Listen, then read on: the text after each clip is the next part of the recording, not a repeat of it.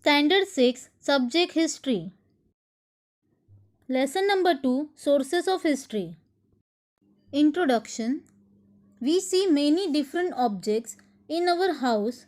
Some of these objects are of daily use and some of them are used by our parents. There are even some objects which were used by our grandparents and forefathers. Out of all these objects, we are most curious and attracted to the objects which were used by our grandparents and forefathers. If we make a list of all these items, we will come to know which and how many of them belongs to our grandparents' time. From these, we can understand that many objects which were used by our grandparents exist even today. Like objects, even the buildings constructed by our forefathers exist today. If we visit and collect the information of any old structure in our surrounding area, we can easily understand the historical events associated with it, the traditions and customs prevailing in the society, folk arts, literature, historical document, etc. can help us to understand history. The remains of the objects used and writings engraved by the ancient man are still found today. Such objects are known as historical remains. These remains, which includes forts, caves, stupas, coins, stone inscriptions, utensils, social customs and traditions, folk art, folk literature, and historical documents are called as sources of history. These sources are of three types: material sources, written sources, and oral sources. Material sources. We use different things to make our day-to-day life easy and comfortable.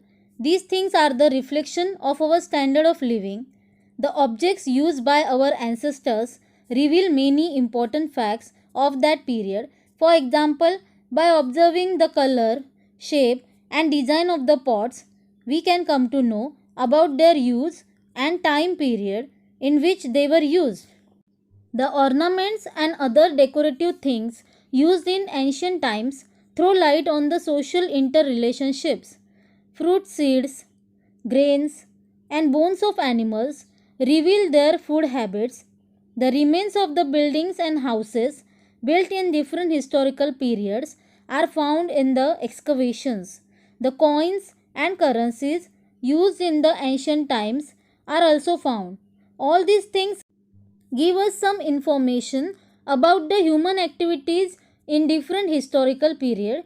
Thus, all these things and buildings remains are called as material sources of history. Written sources. During the Stone Age, man started expressing his emotions and events of his life by painting on the rocks. It took thousands of years for him to develop the writing skills. Initially, he used signs and symbols for writing. It took thousands of years for him to develop from using signs and symbols to writing a script. As a man started developing his writing, he felt the need to find different instruments for writing. Thus, he started using potsherds, unbaked bricks, barks of the trees, burjapatra, etc. for writing. Burjapatra are made from the bark of birch trees. Birch trees are found in Kashmir. Writings on the potsherds, unbaked bricks, barks of the trees, burjapatra, etc. would be in the form of carving done with the help of some pointed object.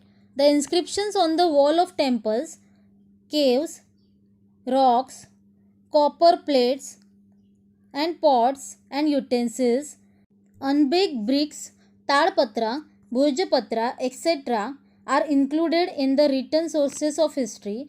With time, as the experience and knowledge of man increased, he developed different forms of writing. They practiced to write about the events took place in the society, or accounts of court proceedings came into existence.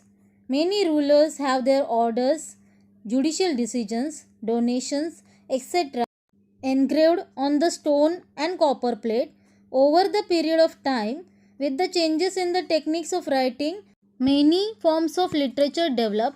We find the writings on religious and political issues, plays on different subjects, beautiful poems, informative travelogues, and scientific matters. These writings throw light on the historical events that took place in the respective time period. All these sources are known as the written sources of history. If we visit the nearby museum, we will find that it will have the collection of objects from different historical time period. The museums mainly consist of the collection of physical and written sources of history. Every museum has its own collection of variety of objects, and thus by visiting such museums we can get information about various historical objects and artifacts. Oral sources. Pandurang पिता रुक्मिणी माझी बया, आषाढ वारियेला पुंडलिका आला न्याया, महानगरी उज्जनी लई पुण्यवान ध्यानी, तेथे नांदत होता राजा, सुखी होती प्रजा, तिन्ही लोकी गाजावाजा, असा उज्जनीचा इकराम राजा. While collecting the folk songs and folk stories, we come to know that these are not available in the written form. Even their writers are unknown.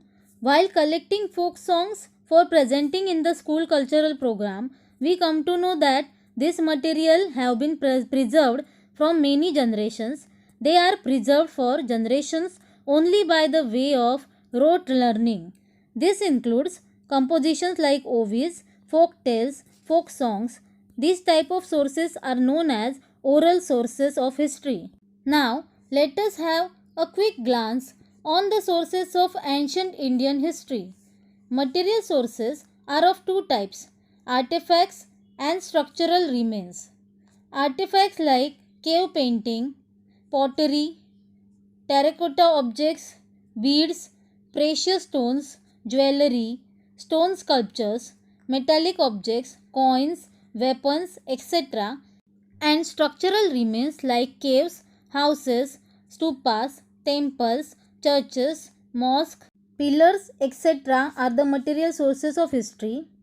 Written sources include inscriptions on the Harappan seals, Vedic literature, Mesopotamian clay tablets, manuscript copies of Ramayana and Mahabharata. Jain and Buddhist literature, writings of Greek historians and travelers and travelogues of Chinese travelers, grammar books, inscriptions, essays, etc. The literature of Vedic, Buddhist and Jain culture which was preserved in oral form is now available in written form. Even though they are transformed into written form, yet the tradition of their oral recitation still continues today. When the oral compositions are used for writing history, they are included as oral sources. Sources of ancient Indian history. The period between the Stone Age and the 8th century CE is considered as the ancient period of Indian history. The information about the Stone Age period in India is obtained from the archaeological excavations. During the ancient time, scriptures were not developed.